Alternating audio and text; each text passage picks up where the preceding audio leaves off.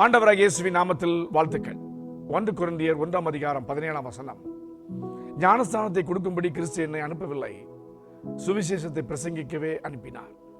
கிறிஸ்துவின் சிலுவை வீணாய் போகாதபடிக்கு சாதுரிய ஞானம் இல்லாமல் பிரசங்கிக்கவே அனுப்பினார். For Christ did not send me to baptize, but to preach the good news, and not with a clever speech, for fear that the cross of Christ would lose its power.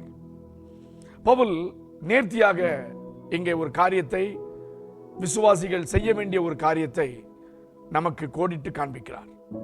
அது என்னவென்றால் சிலுவையை பற்றிய உபதேசம். இந்த சிலுவையை பற்றிய உபதேசத்தை நாம் எப்படி புரிந்து கொள்ள வேண்டும் என்றால், அவர் எனக்கு அளித்த இந்த நற்செய்தி, சிலுவையை பற்றியதான உபதேசம் உலகத்தில் பாழாய் போகிற, கெட்டு போகிற மக்களுக்கு அது பைத்தியக்காரத்தனமாக தெரியும்.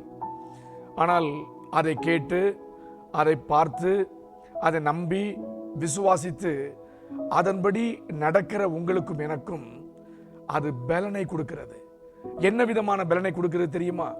சோர்ந்து போகும்போது சிலுவை பற்றி தியானிக்கும் போது அதை உங்களை மீட்டெடுக்கிறது.